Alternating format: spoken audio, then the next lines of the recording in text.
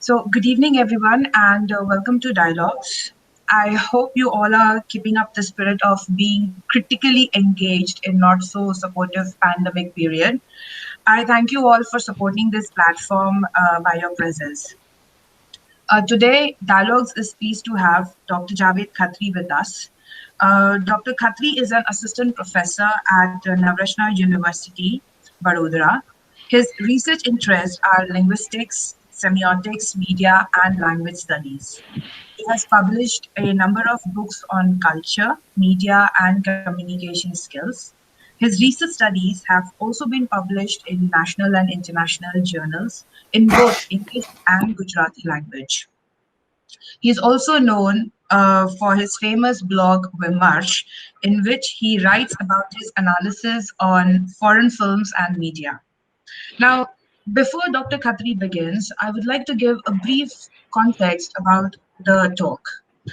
Mohandas Karamchand Gandhi, otherwise recognized as a preeminent Indian political ideologue and one that shaped and directed the anti imperialist mass movement, which is unique in the human history by using non-violent, non coercive means of conflict resolution. He was also a tireless translator who experimented radically with the transfer of meaning in various languages. Now, according to Nandini Bhattacharya, Gandhi never considered himself as a professional translator, but he saw translation as an effective tool of communication, a means of making available the transnational thought to his readers, which were both semi and non literate listeners of his journal, that is the Indian Opinion, and the international Anglophone community at large, thereby imagining an Indian nation and contributing to the rising tide of nationalist aspirations. Now, the present dialogue will focus on the concept of Swaraj and Hind as expressed by Gandhi in Hind Swaraj, or which is also known as the Indian Home Rule when translated to English. The dialogue will attempt to understand the significance of this translation from a non dominant language to a politically powerful language. An attempt is also made to understand the concept of Hind Swaraj as it is expressed in the source text and presented in the target text. Similarly, the idea of nation and a state will also be analyzed, keeping both the source text and the target text in mind, and how the ideas change across the language and readership. So, Dr. Khatri, you would be given around 45 to 50 minutes to express your thoughts and have this dialogue. And this will be later on followed by exchange of question and answers. The participants and the viewers and listeners can write their tech questions in the chat box. And before we start, I request all of you, other than the speaker and myself, to kindly mute their microphones. Um, Over to you, sir. Thank you. So, good evening to all of you. Are we all fine? Yeah. So, I want to keep it very simple. I'll first give a brief chronology of how Hind Swaraj was written and then translated. And then I'll be reading most of the things from the Word document that I have been preparing for my research work. Okay. So, I'll begin with this chronology. uh, the Gujarati version of Hind Swaraj. It was written during 1909, uh, from 13th November to 22nd November, when Gandhiji was traveling from England to South Africa. And during his sea journey, he wrote these chapters of Hind Swaraj in Gujarati. And once he reached in Africa, on 11th December, the first 12 chapters of Hind Swaraj got published in Indian Opinion. And later on 18th of September, the remaining 8 chapters of Hind Swaraj got published in Indian Opinion. These are the Gujarati chapters. So Indian Opinion, though its title is English, it was published by the Gujaratis living there in South Africa, and these chapters are published in Gujarati language. In January 1910, the first Gujarati Hind Swaraj got published again from the South Africa by Phoenix International Printing Press. Now, it was published in January 1910, and on 24th March 1910, this Gujarati book was banned by the Mumbai government, that is the British government of that time. So, in March itself, the first English translation of Hind Swaraj got published again by Sam Phoenix International Printing Press from South Africa, and it was translated by Gandhi himself with a new introduction to the book. Later on, there are various versions because this was first published by Phoenix, but the Indian first publication is by this press Navjivan. Okay, so why, in under what circumstances this translation took place, and what were the motives and how they were achieved? That were the biggest questions, and many people have written about it. One of the most important of them is Tridip Sirud. He has written this critical edition of Hind Swaraj, comparing the handwritten Hind Swaraj by Gandhi, Gujarati version, and the English version, all three of them. Okay. I will be concentrating on the Navjivan publication of Hind Swaraj, that was first published in 1921, and the second one is edited by an English person, which is not only Hind Swaraj but other important writings by Gandhi. Uh, it is called Anthony J. Parrell's Hind Swaraj and Other Writings. Though Parrell did not change the translation, that is, he kept the original Gandhian translation, but he added some notes with that. Okay. So it is also, in a way, a critical uh, version of what we call Hind Swaraj. Okay.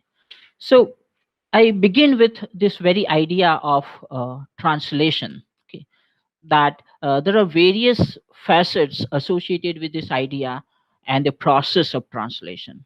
The translated text is an interpretation of the original, and the translation is from that interpretive perspective. At the same time, the translation will expand the readership of the text. When it was written in Gujarati, only Gujarati readers were capable of reading it, though it was a huge readership that time because there was undivided Gujarat. So there is a huge population of Gujarati speakers in Pakistan, so who were also part of that readership. Plus, there were Gujaratis who were living abroad because it was primarily published in Africa. So it was a big readership, but the moment it translates into the other language, and that is one of the most dominant languages of the time, that is English, so it will have the expansion of readership. It takes the text into the culture and society which were alien for the original text. Interestingly, in for this particular text that we are discussing, both the author and the translator were the same people, same person. So there is one more aspect added to the process of translation here. It is that of explanation, that is, to provide more insight into the original text.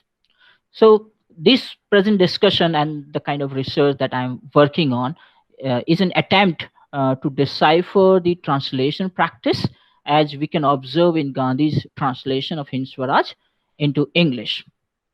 So Gandhi, basically known as a phenomenal personality and charismatic communicator, and that was one of the reasons that I started looking at Hind Swaraj from translation perspective. I was invited uh, by Ilsas from Vidyanagar to talk about Gandhi as a communicator and the translation process. So this is when I started looking at these texts, and my earlier concerns were more related with the analogies and proverbs that Gandhi has used in original text and how he had translated in English. But in that process, I came across something different, something unique, especially because it was directly also connected with the title of the book. That is the idea of Swaraj, the idea of Hind, and what we call the political idea of nation and state. So later on started searching for these terms and how they are used in the original and in the translation. So this is what I will be discussing today. I'll just move a little forward.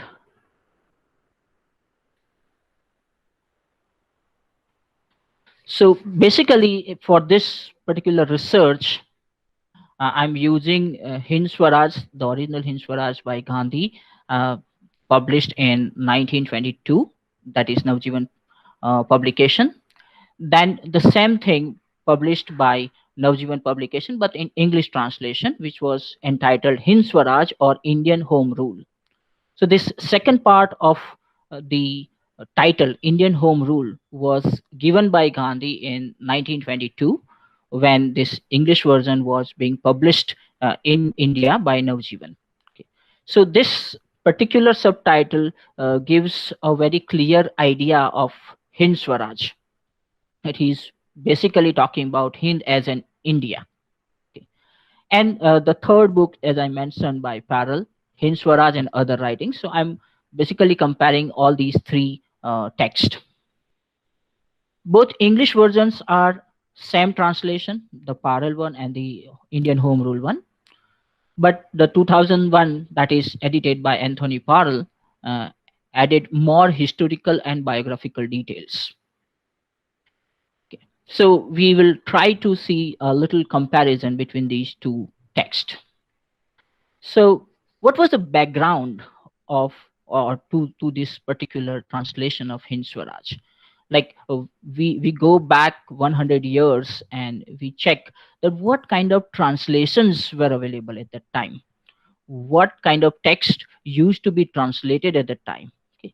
So, uh, like in which political condition it is translated into English is not a new thing. We all know it, and I have already spoken about it. But here, I would like to focus more on the condition of literacy, literary, and linguistic hegemony of the time. It was a time when text from dominant languages were being translated into local languages. And English and Sanskrit were two most dominant languages of that time. English, because of the political domination of the British people in India, and Sanskrit, because of its liturgical and philological purposes. So Don Thula writes about this dominance of Sanskrit literary text. I quote him. In Indian context, almost all the translations or rewritings of literary works were done from Sanskrit into other vernacular languages. Instances of translators translating literary works from the vernacular languages into Sanskrit are very rare and almost nil. Like you really have to search for them.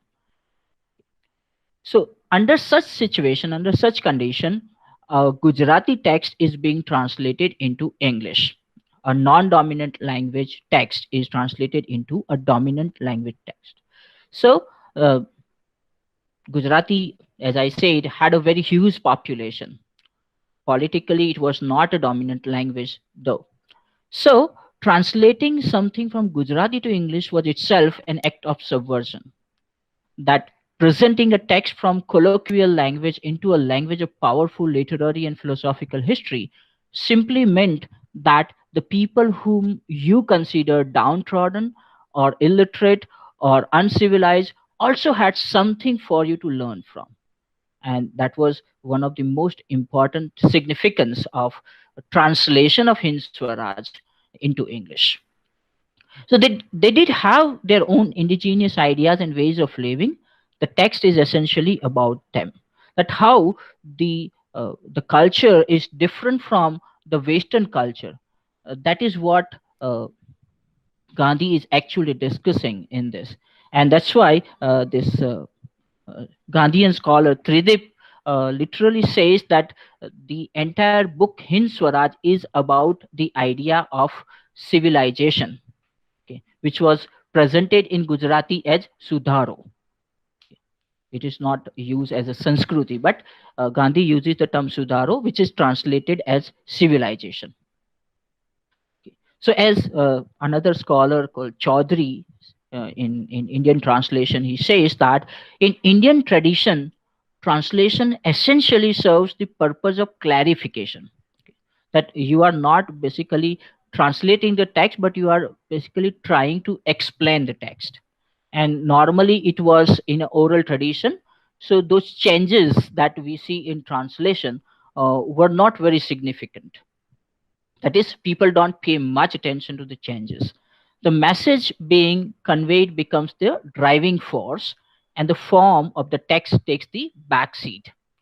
But in this particular text, we don't see any drastic changes in the form of the target text. Okay, so they are almost same. They are like same kind of chapterization, similar kind of questions, and uh, almost similar kind of answers. But when the answers are translated, they are translated considering the new type of readership in the mind of the translator.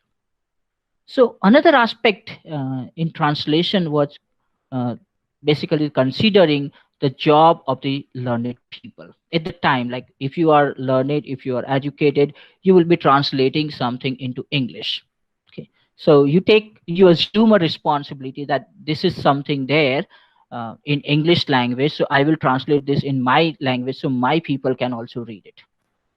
Okay, so those learned people took upon themselves to become the bridge for the knowledge produced in other languages, primarily the dominant languages, and serve it to local readers. Hence, in most of the cases, the writer of the text and the translator of the text were or are different. Even today, in most of the cases, the translators are not same as the writers. In fact, people say that if you translate your own text, then you are basically committing incest. Okay. So it is basically a kind of requirement now in translation theories that the translated work should come from some other personality. But in case of Hind Swaraj, both the writer and the translator are the same. Similar thing was attempted by Rabindranath Tagore during almost similar time. So Tagore translated his Bengali works into English.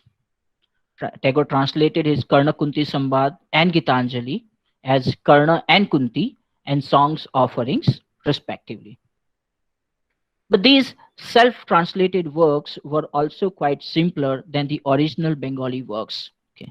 And you can check for Ghosh and Datta, who have done extensive uh, research on both these texts, and they have written about Tagore as a translator. This was also in line with what Chaudhary stated above. The work was more of a simplified explanation for the foreign reader, but the message was more important than the form. Now, when we move into the text, the most important aspect about Hind Swaraj is it is not written as a linear text, rather, it is written as a kind of dialogue between two people. So, those characters are called Vachak and Sampadak in Gujarati. So Vachak refers to the readers where this book was or these articles were going to get published. these chapters. Okay, so Gandhi had those uh, readers in his mind when he was writing this book. But Parel also says that it is not a book straight away. It was basically discussion uh, of Gandhi with few of his friends, and he mentions the name of Jivraj Mehta. Okay, so those discussions were given the form of the book. Okay, so there is a reader, one who reads, and there is a sampadak. Sorry, there is an adhipati in Gujarati, while it is translated in English as editor. Okay. So adhipati also gives the kind of uh, tone of authority, that there is a reader who doesn't know anything, and there is an adhipati who knows everything and who tries to explain everything to the reader. Now, this narrative structure is a deliberate attempt to presuppose the questions from the part of the reader and articulating them in the text itself, and the questions were answered. So, you are basically not reading one person, you are reading questions from the reader and you are reading answers from the Adhipati. So, it is like the questions are presupposed, that when the person will read Hind Swaraj or my ideas about Hind Swaraj, the people will have these kind of questions. So those questions are already articulated, already written. So as a reader, you just have to follow. The confusions of the prospective readers are dealt with in a very unique way. The Gujarati text had the similar level of readers. They were the readers of the Indian opinion. The writer imagines and articulates the doubts and concerns of these Gujarati readers.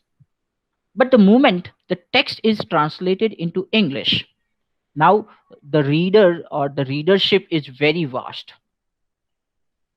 Okay. The readership broadens. The non Gujarati Indian readership is automatically incorporated into it. Okay. Earlier, it was for Gujarat or Gujarati speakers, but now the text can travel in any part of India wherever there is an educated Indian. Okay. So they can read English, so they can read Hind Swaraj. Fine. And above all, non Indians and specifically the British authority of India of that time who banned that book. The English translation was presented to show this British authority that it's not against the British government. So those authorities, those governments, East India Company, they are also the readers. Fine. So they are also exposed to the dialogue on Swaraj. Okay. So it's not just about Hind Swaraj, it's about Swaraj. What is self rule? And in fact, Gandhi has criticized so many Western concepts under this idea of civilization, under this idea of Sudharo in Gujarati. So if these British or non Indian readers are reading it, they will see that this is basically a critique of Western civilization, and he's showing the faults that that Western civilization is suffering from. So everyone, Indian and non-Indian alike, wants to know about the notion of Hind Swaraj and related ideology with it. Thus, all the questions of the reader are applicable to every reader of the text, whoever wants to know what is Hind Swaraj. Okay. So those questions are already there in the text. Even after more than 100 years, when we read this text today, we still feel those questions are coming from our mind. There are a lot of what we call questions that really reflect our questions in the text. Okay. So the title of the Gujarati text, that is source language text, is Hind Swaraj, and the English version target language uh, text was later entitled as Hind Swaraj or Indian Home Rule. The title of the target language version strengthens the Indian tradition of translation, which essentially sees the text in the fluid form. Okay. The Gandhi is changing the title because he is uh, taking that Indian stand of translation, that I am not simply translating, but I am trying to explain the concepts that I have written in this book. So it's not a translation, it's also an explanation. So, like following the oral tradition, the variation in retelling is a norm and not an exception.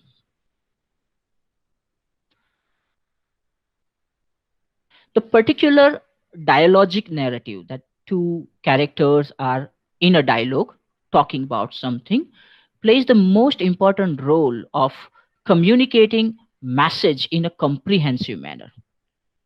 That whatever the Gandhi is trying to explain, the the reader is trying to counter question it, but a certain moment there is some sort of like acceptance of what Gandhi is saying. So encoding the idea into the form of a message is also a process of translation, okay, what we call the intersemiotic translation. But here, the dialogic form also gives the impression that the questions posed by the reader are the only possible and relevant doubts, and the verbal satisfaction expressed through the reader is basically the approval of the actual reader as well. Okay. So if you have any question beyond that, okay, you don't have chance to ask because the question is already discussed. Thus, the narrative format gives the impression of the completeness of the argument and acceptance of the argument. So this is where the dialogic form plays a very important role in making this particular book accessible, and probably people start believing into it. Okay. So if we go into the idea of language, okay, the language of Gandhi has certain unique characteristics. Now Gandhi, though he was a very busy man and um, very busy in movements and politics, but he has written on languages, on various aspects of language. Okay, so from the present standard of Gujarati language, Gandhi's use of Gujarati was full of Urdu, Persian, and Arabic words. I don't want to list those words right now. There were a lot of Sanskrit words also. Even the Gujarati used is very different from what we call the modern Gujarati, what we use today.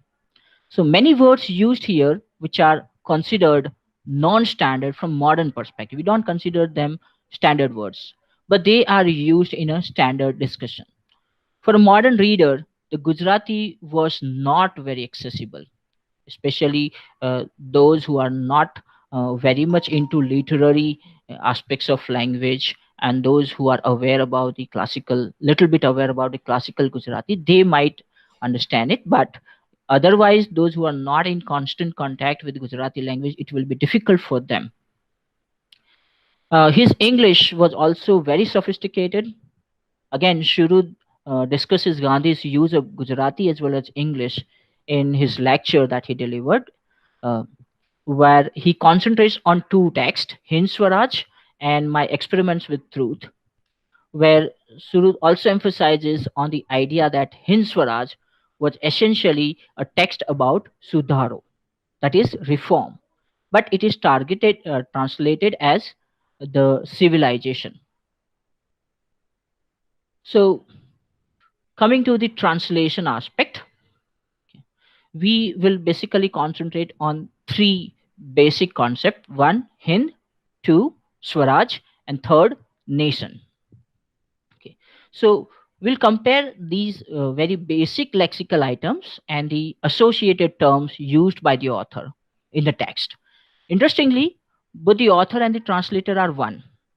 Suppose in this case, suppose this book was translated by somebody else, and instead of Sudaro, reform, that person might have translated as civilization, then people would call it a wrong translation. But because here the translator and the author are the same, this idea of interpretation or misinterpretation is nullified. Okay, so whatever words are there, they are probably deliberately chosen. Okay, so we will look at those words. For example, the concept of Hind is expressed in the title of the book itself, and the translation later added by Gandhi in 1921 edition translate the word as Indian. Okay. Hind Swaraj, Indian Home Rule. So here Hind is taken as an adjective and it is translated as an adjective Indian. It becomes self evident from this gesture that the term Hind stands for India. In the case of title, it is used as an adjective. Now, few other places, the same term without any modification is also employed as a noun. So instead of translating it as Indian, that particular term is translated Hind as translated as India. And it is also converted into Hindi, meaning Indian people. So this term, now if Hind means Indian, then Hindi, again the word for Indian, okay, you are adding an affix, but you are giving the same translation. Okay, fine. So this is where the word Hind is playing various roles. Okay, when they are referring to the political domain, or they are referring to the locality, that is the India as a nation, as a country, or they are referring to the Indian people or Indian tradition. Again, it is used as Hind or Hindi.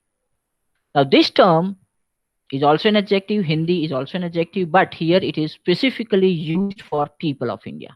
And Hindi is used for people of India, and Hindi is used for education of India. Hindi Keravani, that is Indian education system. Okay. So the first use of the term in adjectival form is to do with Indian in general term, while the second Hindi is specific for the Indian people or something that is essentially Indian, according to Gandhi. Now, same term later extended to describe a specific personality. Okay. Gandhi uses the word Hindna Dada.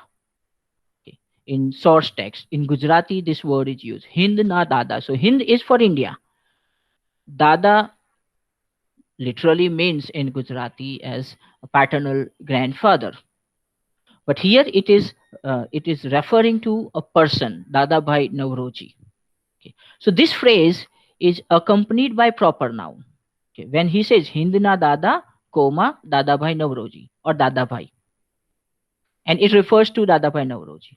But when this particular phrase is translated into English, it is presented as the grand old man of India, where G of grand, old of O, M of man, and I of India, all of them are capital. And with that, they're not using the proper noun. The word Dada from the proper name Dada Bhai is Gujarati, which literally means paternal grandfather. So the same word is used to refer to him in this case, but with slightly different meaning. Colloquially, the word Dada also means a courageous person or a hooligan. In source text, in Gujarati uses of it, has the first connotation, a courageous person, implying that with his courageous acts, Dadabhai Nauroji had prepared the ground for the new freedom fighters and Congress persons. But when we check the target text in English, it does not add the proper name. It simply says the grand old man of India.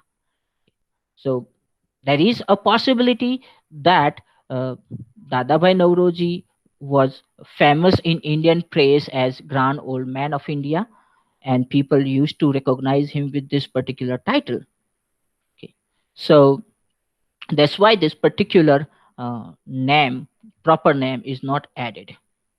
Because Dadabhai Nauroji was very much into the news at the time. So after few lines in the same discussion, they are basically discussing what is the contribution of Dadabhai Nauroji in the movement, in making uh, the the Swaraj movement powerful. Okay. So after a few lines, the same Gujarati expression for Dada Bhai is translated as the father of the nation. In first case, it was translated as the grand old man of India. Well, in second case, it is translated as the father of the nation. And here, neither father nor nation was capitalized. In first case, all the function words were, content words were capitalized, while in this, none of the words were capitalized. But there was a difference. In first case, it was spoken by Gandhi himself, that is by the editor, while in second case, it is spoken by the reader. And does reader is not very happy to give any what we call good name to Dada Bhai Nauroji. He is questioning the role of Dada Bhai Nauroji, and that's why he's using the father of the nation. And in writing, a specific uh, strategy is used of decapitalization. So the text who is questioning the role of Dada Bhai in the movement, right? So this act of using small letters and translating him as father instead of previously used word grand old man can be read as a diminutive process. In actual text, Gujarati, they simply say Dada Bhai. Fine. So here the difference between the reader and the editor and their attitude towards a particular person is presented in translation with the help of capitals and non-capitals. Okay, small letter words. The same reader, when he was explained everything about Dadabhai Navroji, okay, then the same reader refers to him as Mr. Dadabhai, okay, which was in original text, it was Dadabhai Sahib. So Sahib was used in Gujarati to give this what we call respect to Dadabhai. So in English, it is presented as Mr. Dadabhai instead of saying Dadabhai sir, because that doesn't suit English translation. So the Mr. is used to show the respect. Then again, the expression Hindi is used as an adjective to refer to education, as I mentioned before. The source text expression is Hindi Kedauni, which is translated as Indian education. Here, the source text noun also refers to upbringing. Kedauni is not just about education in Gujarati. Okay, any form of upbringing is considered Kedauni. But in the translated version, this shade of meaning is missing. Okay.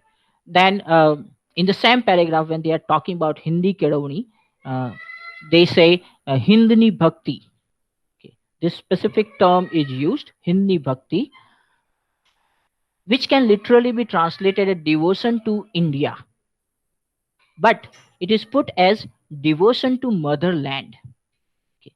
And the very word, the proper noun, India, is missing from translation.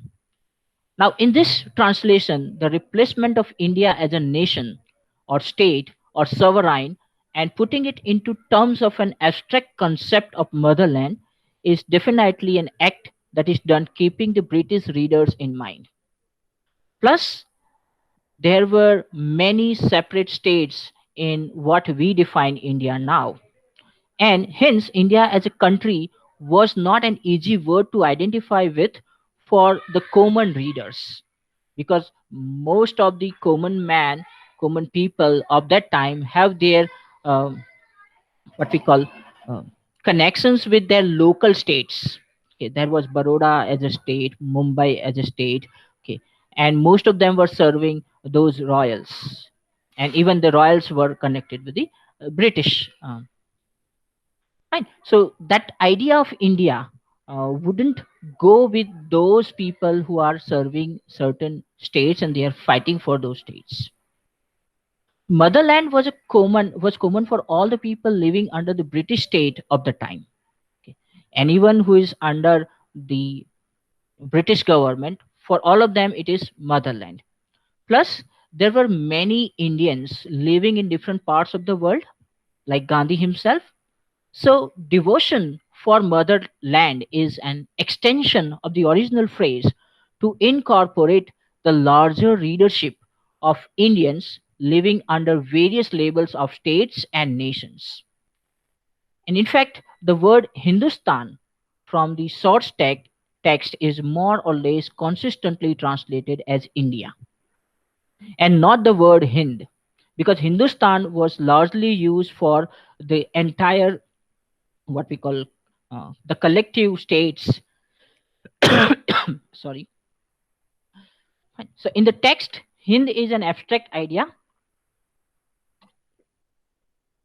Hindustan is a concrete idea, a place. Hind is sometimes translated as India, specifically when it is put in comparison with another country, especially Britain and Canada. So when they are comparing between British, England and Canada with India, then Hind is translated as India. Otherwise, Hind is translated more as Indian or some people. Okay. The word Swaraj was used by the reader in the very first line. This is the second word now we are talking about. Swaraj was used by the reader in the very first line of the text, which is rendered as home rule with H and R capital, implying that the reader is talking about the rule of the local people, or, in better words, removing the British from the position of rulers of India. The reader repeats the word with the same significance on the same page with his second question. Okay. So, reader is still talking about Swaraj from that perspective only. The editor uses the same word with the same significance in the answer. When it was questioned in terms of home rule or Indian rule, it was answered in terms of Indian rule.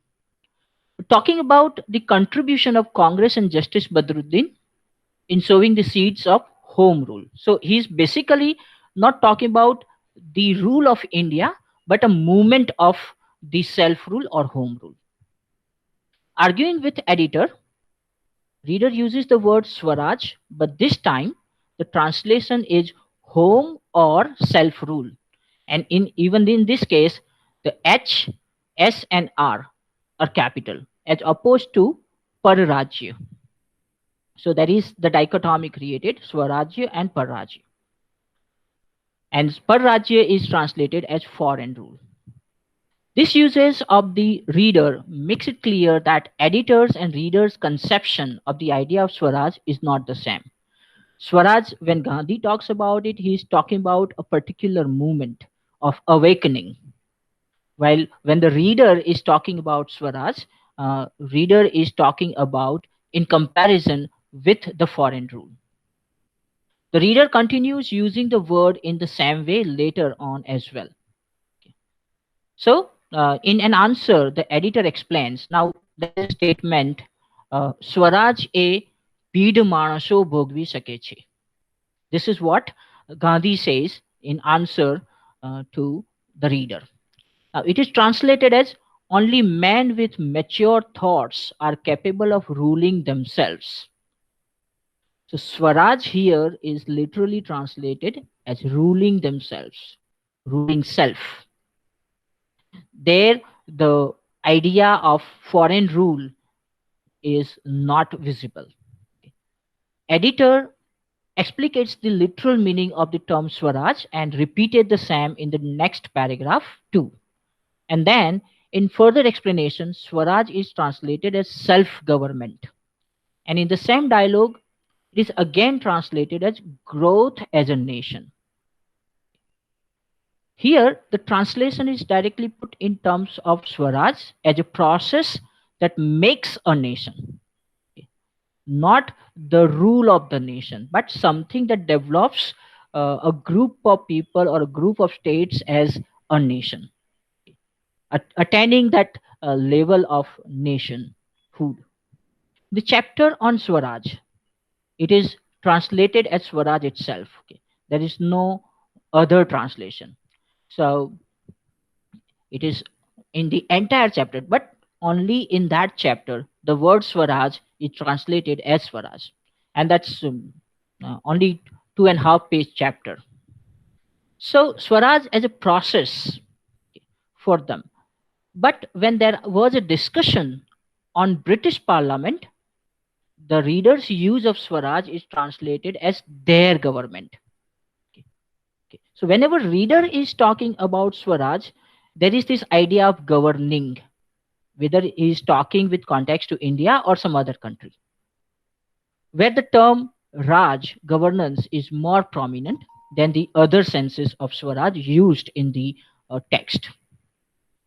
Later, with reference to Italy, the Swaraj is translated as rule himself, in the sense that every individual must be free and responsible enough to oneself. While talking about Satyagraha, passive resistance, Gandhi again uses the word self rule or home rule for Swaraj. Okay. So here he is putting these two things together, that Swaraj is possible with the Satyagraha. Without passive resistance, there is no possibility of self rule or home rule. And later, discussing the same passive resistance, he exemplifies a village where people did passive resistance against the forceful law of the king, and the king had to take the law back. He adds that these kinds of acts are the real home rule. But in these cases, when he's talking about self rule and home rule, it is not capitalized, neither H nor R nor S. Okay, they are all in small letters. The rest all are Kuraj. So he's again here making the distinction between Swaraj and Kuraj, not with Parraj, okay, like what the reader made the distinction. Okay, self-governing and foreign governing. But Gandhi here talking about self-governing and Kuraj, that is bad governance. It is translated as bad governance. But here the translated in case the Parraj, it is translated as Parraj, not as bad governance. Okay, so I'll repeat this. The Gandhi says that these kinds of acts are the real home rule. The rest all are Kuraj, literally bad governance, but here translated as foreign rule, not bad governors. And later in conclusion, the Parraj is also translated as foreign rule. So both Kuraj and Parraj are equated in this case. So there is a clear dichotomy as developed in this target text in terms of home rule or self rule as opposed to foreign rule. But the idea of foreign rule is stated as Kuraj, bad governors, and Parraj, others rule. The dichotomy of target text removes the ethical and moral implications of Swaraj and makes it more of a political term. The moment when we look at Swaraj and Parraj as a dichotomy, then it becomes a political term. When this dichotomy is not invoked, it is still about the ethics. And the last concept that we uh, will be looking at is the idea of nation and nationality. So, as we have seen above with reference to Dadabhai Navroji, the word Hind once translated as nation and second time translated as India. But here, the speakers are different. The editor uses the word nation, a common noun, and the reader used India as the proper noun. So Gandhi is referring to nation while the reader is referring to India as a proper noun, which also imply the fact that the India of Hind is different for both the participants. The idea of Hind is different for both the participants. For the reader, it is the India as a country, a proper noun, while for the Gandhi, it is a nation, an abstract phenomena, okay, which is made up of people. So he has later translated country as praja. Praja is country and nation. Fine. So here, the editor is more concerned with the idealized image of what a country should be, not just a piece of land. And this level of understanding is also present when the word is repeated at other places. They were the very first line of the text exposes such a belief of the reader. In this line, the reader uses both Hindustan and Swaraj together, which were translated as India and Home Rule, respectively. So, for reader, the moment he talks about Hindustan or a country, he is referring to India. The moment he is talking about Swaraj, is referring to self governance in terms of government as opposed to Pararaj. Yet India is a nation that is undergoing the wave of home rule, that is freedom. So when this idea of nation comes, okay, in the very first chapter, the word praja is translated as the nation, okay, which can be easily translated as citizens or people, but it is translated as nation, which clearly implies that for Gandhi, the nation is incomplete without its citizens. Later, while discussing Dadabhai Nauroji's contribution, uh, Sostek says Angrejo.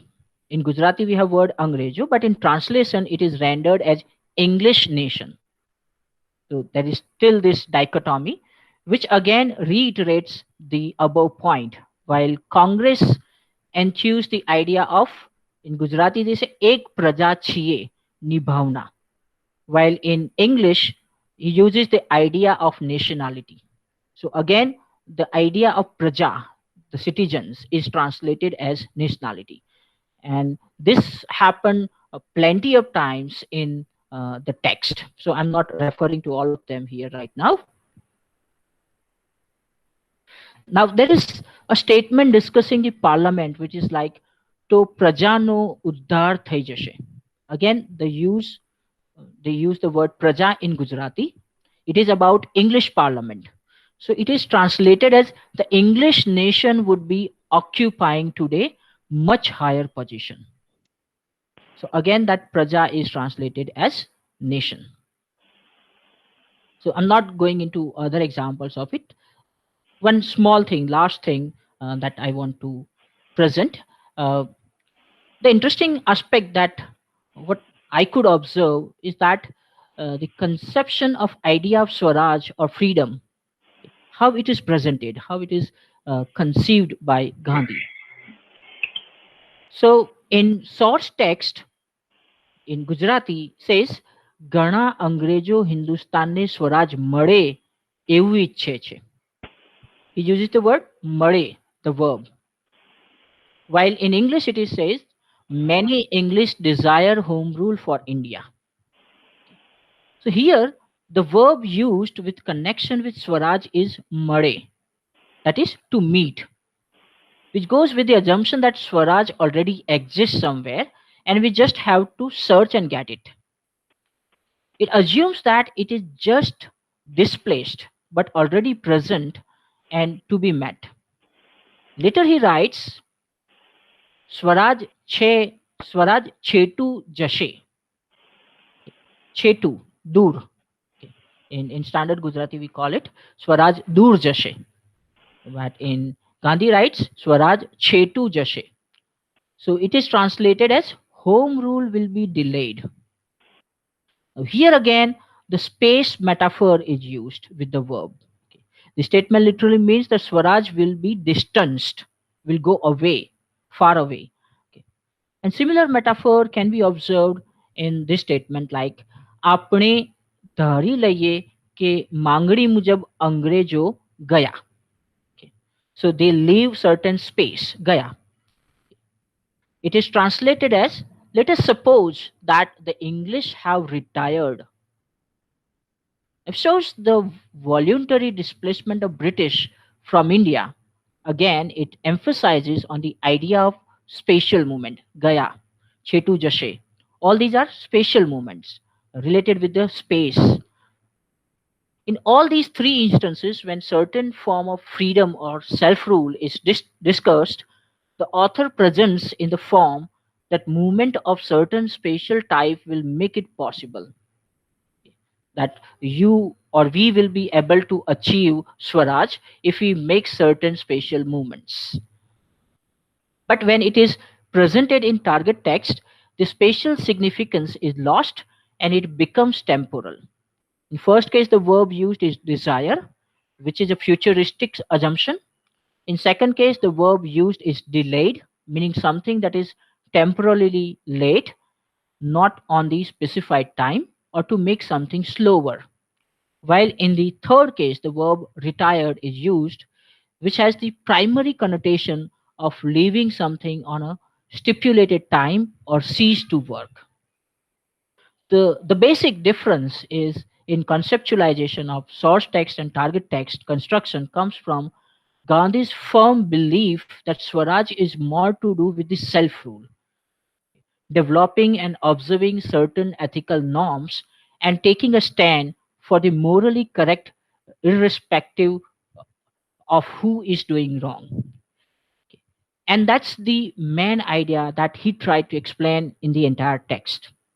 And hence, in the source text, he considers Swaraj something accessible from a spatial construal. We need not wait for it. We can attain this Swaraj even when the British are ruling us. So that's the argument that he was, in a way, conveying with this kind of uh, verbs that he has used with the uh, word Swaraj. So I think that's all. I would like to listen from you.